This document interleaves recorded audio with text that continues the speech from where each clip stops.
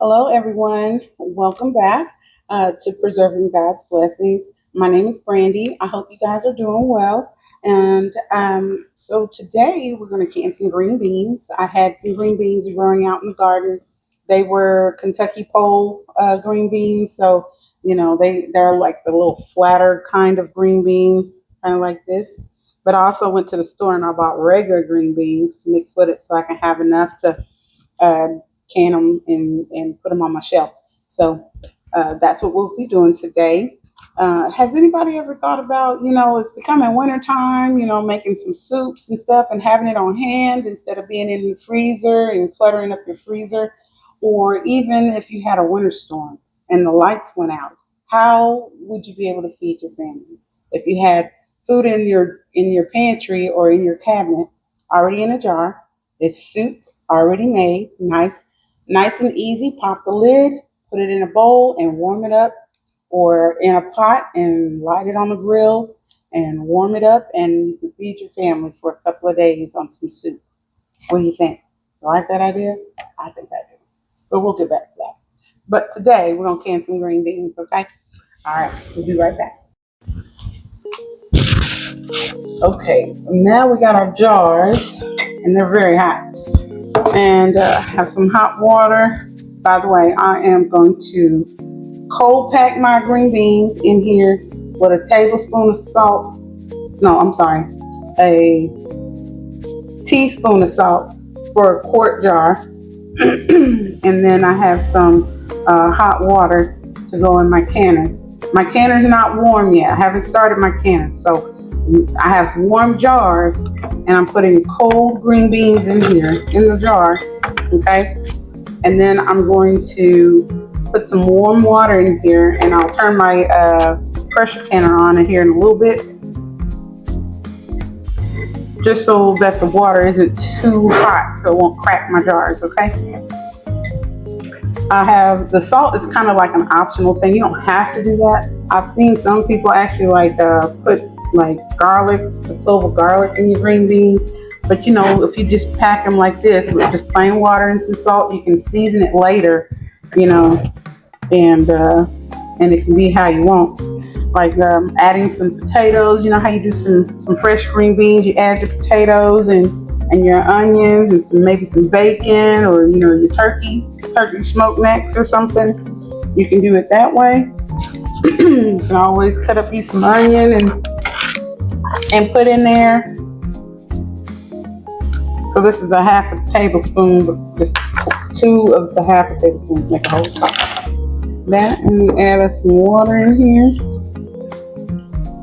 I didn't find my funnel, so I'm kind of just eyeballing it. That's why I got this mat down here, so I won't make such a mess. But we leave a 1-inch headspace in it, in the jars from the liquid.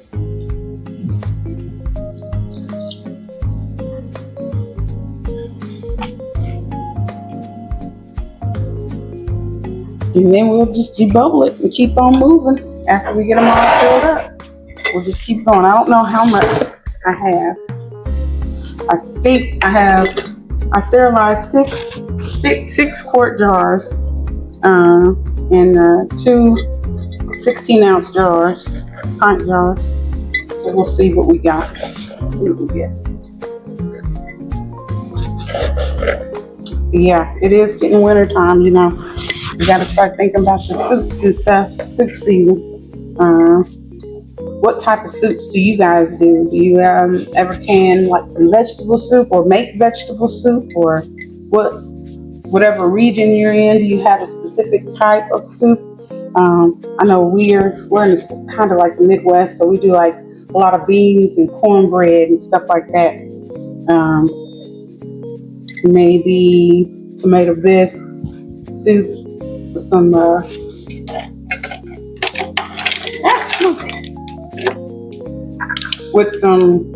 like grilled cheese sandwiches. That's always pretty good. These kids love it too.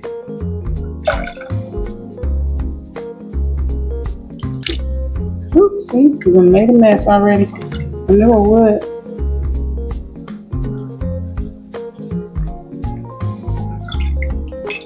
Yeah. You do this here, and all you got to do is crack open the can one day if you're looking for a side, and you can. It'll already be cooked, and all you got to do is maybe put some Italian dressing over it with a little bit of salt and pepper, and that's one good way to fix some green beans. Kids will eat it if they don't eat vegetables or they don't like to, and it's like cheap, and I can get at least 2 cans worth for half of nothing.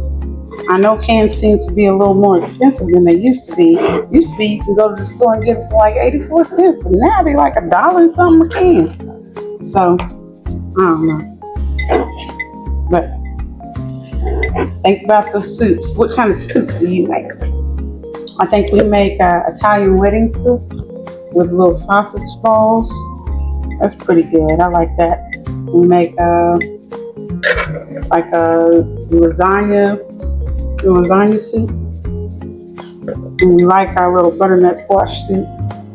Can get some butternut, and all you gotta do is mash it up, and it's done. It's ready for you.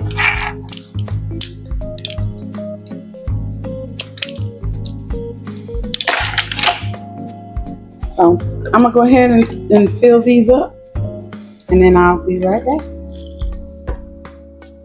All right, so here we go. We're gonna just debubble our jars a little bit.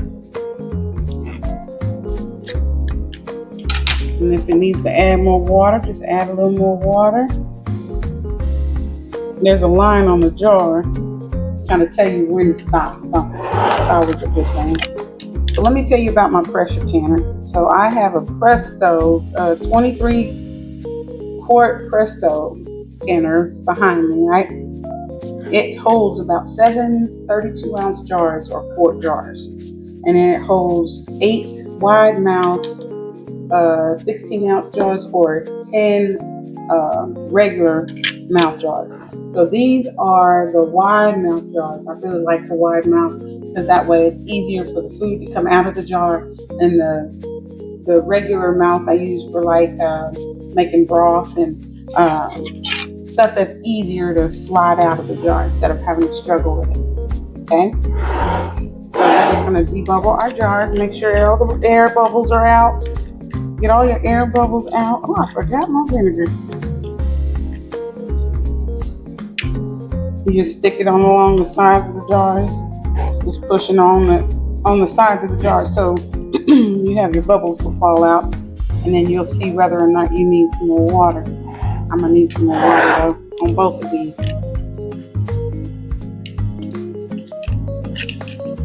You want to make sure. I think when I first started canning, I forgot to do this a couple of times, and my mama slapped my hand. She told me I got to debubble. Gotta debubble. She said that air is not your friend. She said it'll spoil your food fast.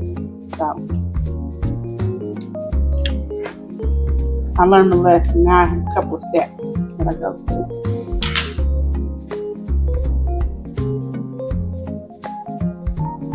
So we're just gonna add a little more water to it. I'm gonna go get my vinegar. I forgot my vinegar, y'all. Hold on just a second. I only have 4. What did I have? I got 1 16-ounce jar, and then I have 3 32-ounce jars. So we're gonna fit that in there, and we're going to do our pressure canner.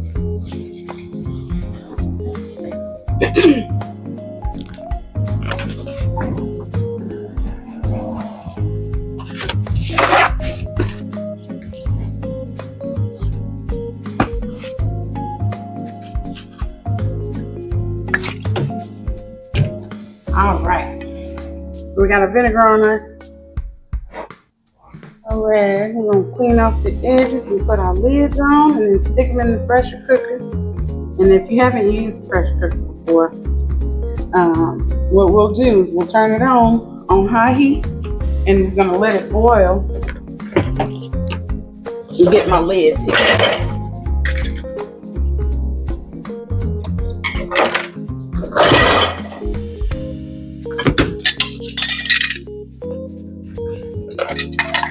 we're gonna let it boil. My lid's been in the dishwasher sanitized with my jars. So we're gonna let the pressure canner get hot. And once we have a button, I'll take you over there in a minute. We'll have a button that pops up to let us know when we can stick our gauge on. And we'll let it,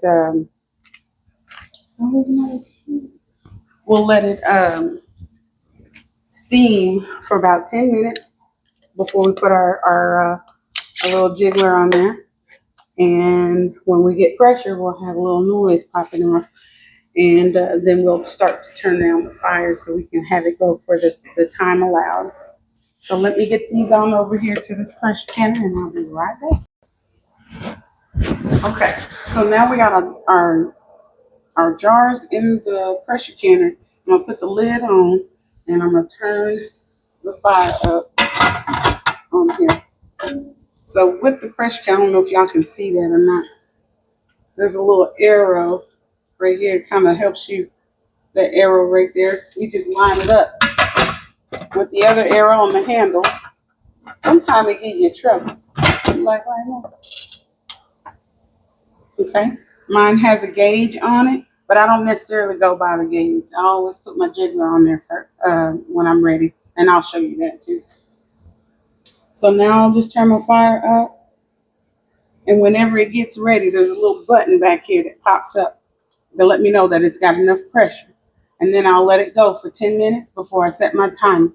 We're gonna do the green beans. I think it's 25 minutes. 25 minutes for pressure canning, but we don't start our time until after the 10 minutes of steam has left. Okay, so I'll be right back. All right, I don't know if you can see it from here, but there's a little button up there, back here, that's popping up, that's sticking up out of there. I don't know if I can get you to see it or not. But if you haven't used, and I set my timer for 10 minutes before I put it on. My pressure canner came with one of these, the little weight that go on it. So depending on where you live, you would need to find out your elevation, so you know how much weight to put on your canner, so that it can adjust its temperature correctly. Okay, or the amount of pressure needed for your area. So I am about 12 pounds of pressure. So this is what I substituted this with, because I like to hear the jiggling noise, because I don't know if I can always depend on my gauge. So I use this. You either use one or the other. You can use the gauge and then this, or you can use the gauge and this. I'd rather use this though. Okay. So now I'm just waiting for my 10 minutes to go. I'll place this where you see the steam coming out. I'll place that there until it builds up enough pressure, and then we'll start our timer for 25 minutes for a quart.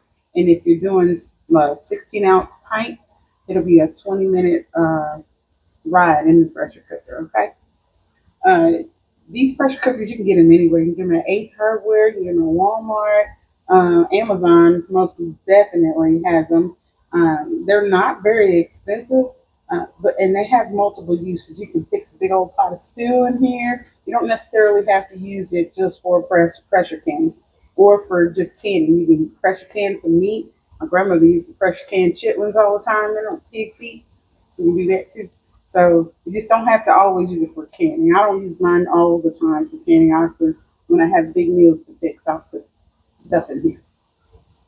All right, we'll be back at the end once we get it to start jiggling, okay? All right, we got some jiggling action going on. So now we want to slow it down. So we just turn the temperature down on here so that we can get it to the right pressure, and then we'll stay at the right pressure, and then we'll start the timer, okay? I have to wait for it to come down a little bit. I had to wait for it to build up.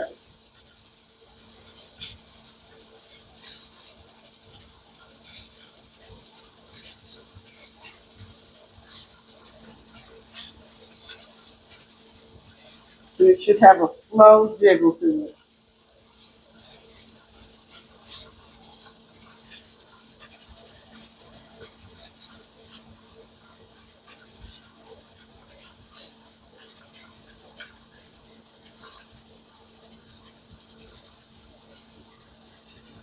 All right.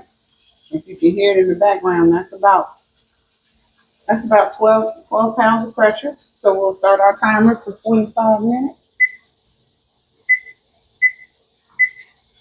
And we'll see you back here when they're done and out of the can.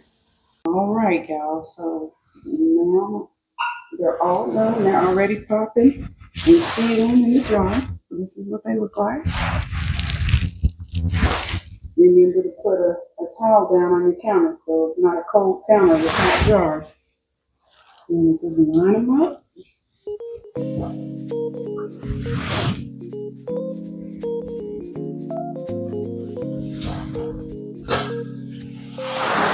And there you have it.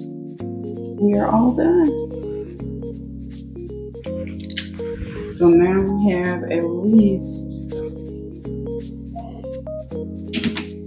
3 of